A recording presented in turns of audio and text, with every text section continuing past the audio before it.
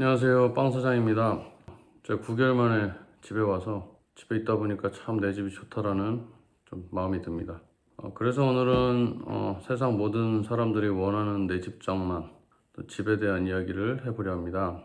제가 캐나다에 20대 때부터 40대까지 해가지고 집을 3번 정도 사봤는데, 모두가 그렇듯이 이제 내 집은 너무 갖고 싶지만 대부분의 사람들이 저처럼 첫 집을 사는 데는 정말 많은 고민과 노력을 필요로 하는 것 같습니다.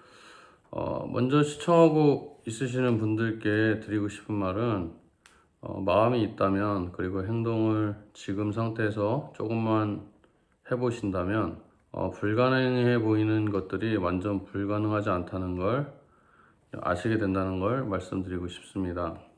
그래서 오늘은 제가 캐나다에서 첫 집, 내 집 장만한 이야기를 해보려 합니다.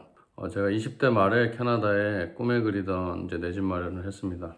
그리고 그때 집에 대한 생각과 이제 40이 넘은 지금 이제 집에 대한 생각이 달라진 점들에 대해서 한번 이야기해보려 합니다. 우리나라 사람들이 특히 이제 내 집 마련에 대한 애착이 참 강한데, 저 같은 경우도 캐나다에 와서 월세 생활을 2년 정도 하고 나서 내 집의 필요성을 정말 강하게 느꼈습니다. 특히 이제 딸아이가 태어나고 나서 정말 내 집에서 와이프랑 딸이랑 살고 싶다라는 이제 꿈이 너무 커졌습니다. 당시에 제 경제적인 상황은 월급이 한 200만 원도 안 될 때였고, 당시 렌트비가 저희가 살던 집이 한 120만 원 정도였습니다.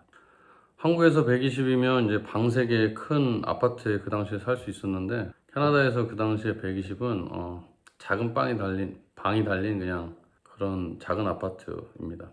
이제 캐나다는 전세라는 제도가 없기 때문에 내 집 아니면 월세로 살아야 되는데, 제가 캐나다 생활한 지 2년이 넘었을 때 이미 한국에서 가져온 그 3천만 원이라는 돈은 이미 다 까먹은 상태였습니다.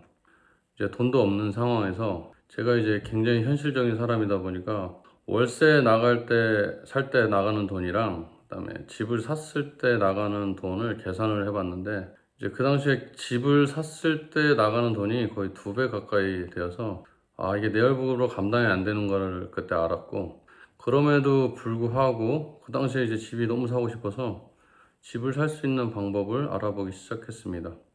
근데 새 차 살 때 사람들이 이제 반쯤 미쳐가지고 티코 사러 들어갔다 이제 뭐 세단 사고 나오고 뭐 이런 것처럼, 뭐 아이폰 뭐 프로모션 하는 거 사러 갔다가 전화기 보면, 새 전화기 보면 막 바뀌잖아요, 마음이. 그래서 막 아이폰 프로 사가지고 나온 것처럼, 이제 제가 생애 첫 집을 사고 싶다라는 마음에서 그 욕망이 막 올라오기 시작하니까 이제 살짝 조금씩 미쳐가고 있었던 것 같습니다.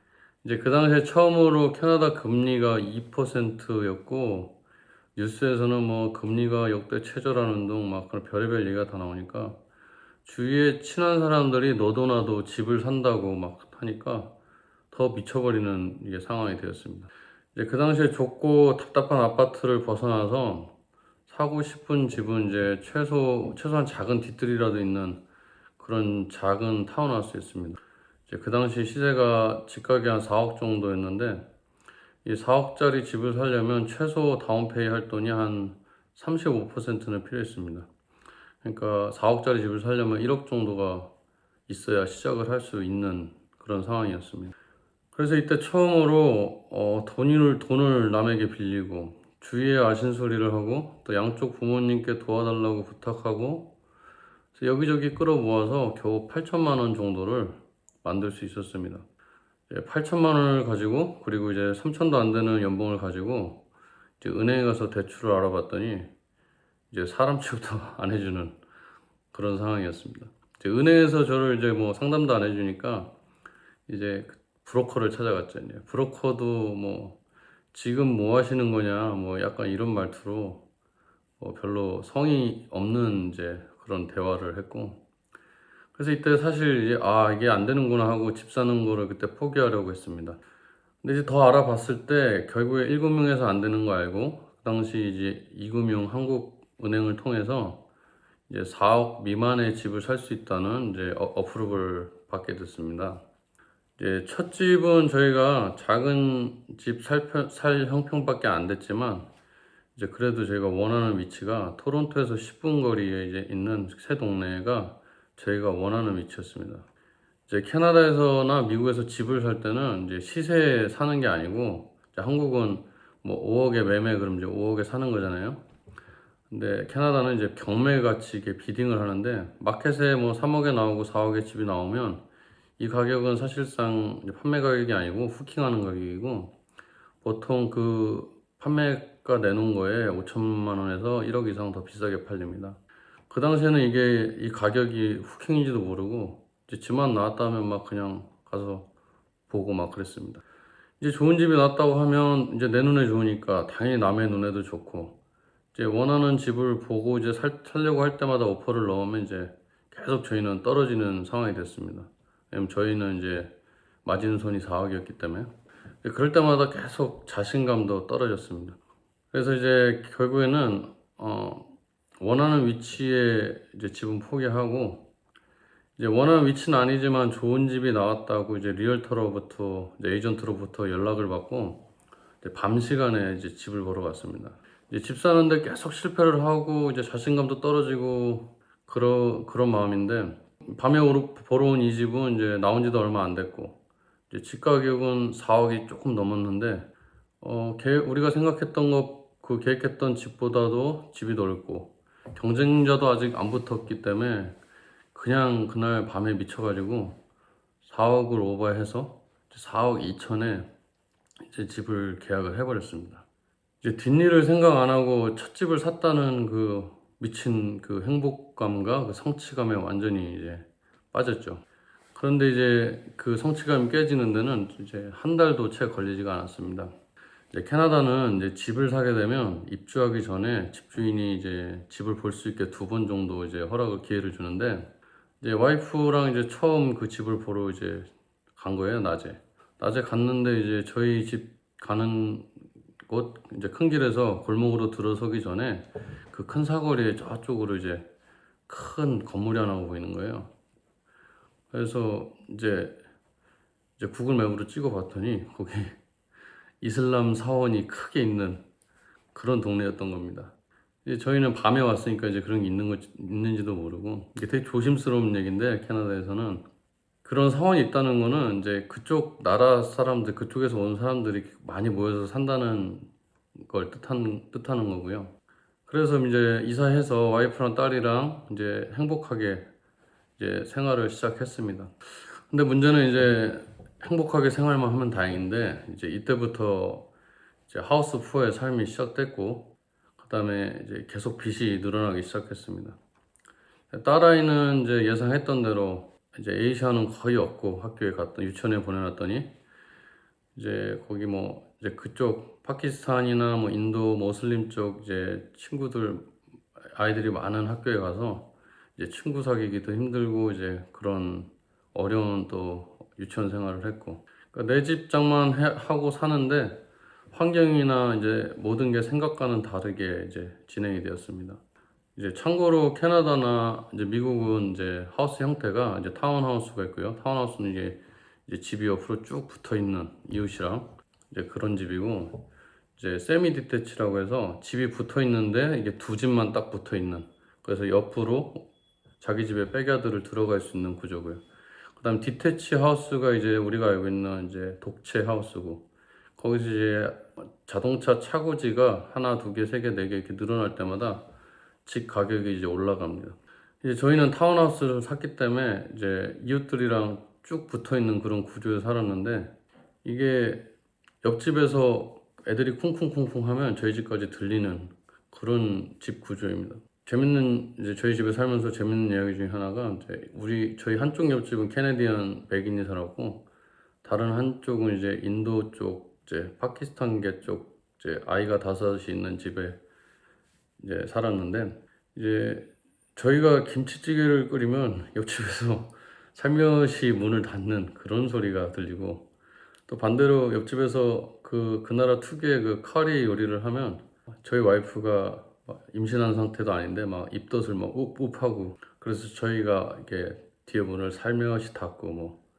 이제 와이프가 한 번은 마트 가서 청국장을 사다 끓였는데, 밖에서 백인집 옆집 동네 다들 막 what the hell 막 욕을 하고 화를 내면서 문을 쾅 닫는 뭐 그런 일도 있었어요. 그러니까 이 타운하우스에 산다는 게 옆집이랑 붙어있기 때문에 서로 이제 좋은 일도 있지만 이제 거슬리는 일들이 상당히 많습니다. 결국 생애 첫 장만한 집에서 4년간을 살고 이제 부동산이 이렇게 저희 때 올라갈 때 저희가 샀으면 이제 내려갔다가 다시 이제 그 파도를 타고 올라왔을 때가 이제 4년 반 후였는데 이제 4년 반 뒤에 저희도 집을 팔았습니다. 그 당시에 이제 4억 2천에 산 집을 4년 반 살고 이제 5억 4천 정도에 팔았는데 한국으로 말하면 이제 시세 차익이라는 거를 저희가 거의 못 본 거죠. 그러니까 물가 상승률 생각하고 그러면 아마도 이제 저희 집 첫 하우스는 이제 최악의 투자 중에 하나였던 것 같습니다. 이제 제 성격이 부동산 팔아서 얼마 받았다 이런 얘기하는 거를 이제 별로 안 좋아합니다. 이제 뭐 때문에 그런지 모르겠는데 이상하게 그런 얘기를 하면 몸에서 막 거부 반응이 일어납니다. 그럼에도 불구하고 첫 장만이면서 첫 투자하면서 제가 실수했던 부분에 대해서 몇 가지를 이야기 드리려고 합니다. 첫째로 제가 실수했던 거는 위치 선정을 정말로 이제 실수를 했습니다. 이거는 부동산은 말 그대로 땅에다가 집에다가 투자를 하는 것인데 이제 땅이라고 다 같은 땅이 아니잖아요. 한국에서도 강남과 강북이 땅이 가치가 틀리듯이 저희도 애초 계획대로 땅 원하는 위치에 집중을 했어야 되는데 현재 내가 갖고 있는 돈에 집중한 것이 이제 실수 중에 하나였습니다. 그 당시에 은행에서 4억이 마지노선이라고 하니까 근데 그럼에도 불구하고 저는 이제 4억 2천에 집을 계약했잖아요. 이제 집을 다 계획하고 살다 보니까 4억 2천이면 우리가 처음에 원했던 위치에 작은 타운하우스를 살 수 있었는데 그 당시에는 이제 마음이 이제 어려운 상황이었으니까 4억을 넘으면 막 큰일 날 것 같은 그런 마음이었습니다. 그래서 그 수많은 원하던 집을 놓치고서 4억 2천에 원하지도 않는 위치에 집을 사고 지금 생각하면 얼마나 이게 멍청한 짓인지 뭐 이미 지나갔지만 그리고 두 번째 이제 집을 사면서 실수 중에 하나는 제가 엑시트했을 때 시세 차익에 대해서 저희가 전혀 그런 개념이나 생각이 없었다는 거죠. 저희가 집 사던 시기에 이제 저희가 원하던 위치에 저희 친한 지인이 이제 6억 5천 정도에 거기 하우스를 사셨는데 이제 살 때도 시기가 비슷하고 팔 때도 시기가 비슷했습니다. 이분들이 6억 5천에 산 집을 이제 9억 5천에서 엑시트를 했으니까 3억 정도의 이제 시세 차익을 보신 거죠. 그래서 저도 이제 이미 다 지났지만 제가 놓쳤던 집들을 엑시트한 금액을 이제 찾아봤어요. 되게 찌질한데. 그래서 제가 놓쳤던 집들을 한번 쭉 찾아봤더니 다들 이제 8억 정도의 엑시트를 했던 거예요. 그러니까 집을 살 때 제가 2천만 원 그 안 넘어가려고 했던 그 상황이 나중에 엑시트 할 때 봤더니 1억 5천에서 2억의 시세 차익의 차이를 냈다는 거죠. 그래서 말씀드리고 싶은 건 부동산 투자가 결국 땅에 투자하는 거고 원하는 위치나 좋은 투자 위치를 찾으면 레버리지를 최대한 일으키시는 게 중요한 것 같습니다. 한국에서는 이제 영끌이라고 하는데 투자할 곳을 찾고 이게 확신이 있으면 최대한 끌어다가 내가 공부하고 계획한 가장 근접한 곳에 투자하시기를 추천드리고요. 그리고 세 번째로 이제 드리고 싶은 말은 레버리지를 최대한 끌어와라 영끌해라 라는 말이 영상 보시는 분이 뭐 몇 분 안 되시겠지만 거부감 같은 게 있으실 것 같은데 왜냐면 저도 그 당시에 다른 세상 이야기 같았어요. 레버리지 뭐 영끌하고 이런 게. 그래서 거부감이 되게 컸습니다. 근데 시간이 지난 지금 제가 겪은 일을 말씀드리면 2010년도에 월급 200만 원 받아서 4억짜리 집을 감당하는 건 이제 미친 짓이었는데 이제 그 전에 집을 사기 전에는 이제 어떤 생각을 하면서 살았냐면 렌트비, 월세비 조금이라도 아껴서 조금이라도 넓은 집 막 이런 걸 찾고 있었다면 이제 집을 산 후에는 이제 렌트 이런 거 알아본 게 아니고 부동산에 관심을 갖게 되고 금리에 대해서도 막 찾아보게 되고 그다음 제 지역의 이제 하우스 금액에 대해서도 자꾸 관심을 갖게 된다는 거죠. 그러니까 말씀드리고 싶은 건 금리가 최저이고 너나 나나 집 사야 된다는 이게 사회적 분위기가 이제 기회라고 느낀다면 최소한 나도 한 번쯤은 행동을 해보고 알아봐야 된다는 걸 말씀드리고 싶습니다. 연끌을 하더라도 내가 얼마까지 연끌할 수 있는지도 알아보는 정도는 이제 노력해야 된다는 거죠. 솔직히 이제 제가 집을 사고 나서 저희 생활이 더 어려워졌습니다. 이제 200만 원 월급으로 4년을 내 집에서 살면서 이제 빚은 거의 이제 1억 정도로 들었고 이제 그 당시에는 1억이 진짜 죽을 것 같이 힘든 그런 상황이었는데 이제 바뀐 부분은 제가 1억이 이제 빚이 늘면서 저는 이제 살아가기 위해서 안 되는 영어로 인터뷰도 보고 이제 이직을 해야 됐고 그 연봉으로 또 아이가 하나가 더 태어나서 이제 부족함이 더 많아지니까 또 다른 기업으로 이제 회사를 이직하고 이제 환경과 상황에 맞게 조금씩 이제 발전을 해야만 하는 그런 상황이 되었다는 걸 말씀드리고 싶습니다.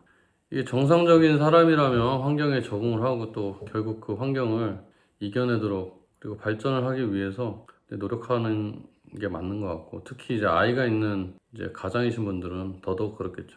이제 캐나다 와서 한국 사람들이 보면은 대부분이 기본값이 이제 성실하고 어디서든 다 잘 살아남는 것 같습니다.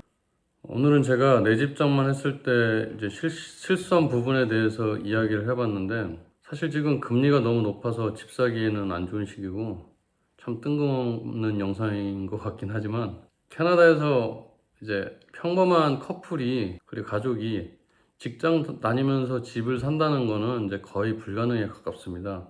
왜냐하면 지금 30년 넘은 이제 작은 오래된 타운하우스도 10억이 넘는 가격이고 이제 집을 사려면 토론토에서 막 1시간, 1시간 반 떨어진 외곽에 사는 수밖에 없는데 이제 외곽으로 가면 이제 직장 생활이나 출퇴근이 이제 어렵겠죠. 눈도 많이 오니까 겨울에. 이제 어찌되었든 한국은 좀 특별한 게 전세라는 제도가 있으니까 집 사는데 참 유리한 건 확실한 것 같습니다.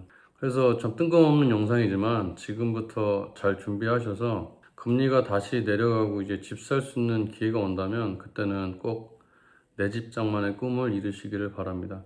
제가 한국에 오기 전에 회사 다니면서 번아웃이 왔을 때 그때 막 한참 힘들 때 뭐 친구는 뭐 부모님한테 20억을 상속받았더라 막 다른 친구는 뭐 부모님한테 얼마를 받았다더라 막 이런 얘기가 막 들려왔습니다. 이때 솔직히 살짝 부러웠는데 그런 이야기들이 저를 이제 캐나다에서 안정적인 생활에서 회사를 그만두고 이제 한국에서 사업을 해야겠다라는 그런 모험을 결정을 하는데 이제 도움을 좀 주었던 것 같습니다. 이제 대부분의 사람들이 저와 같을 것 같습니다.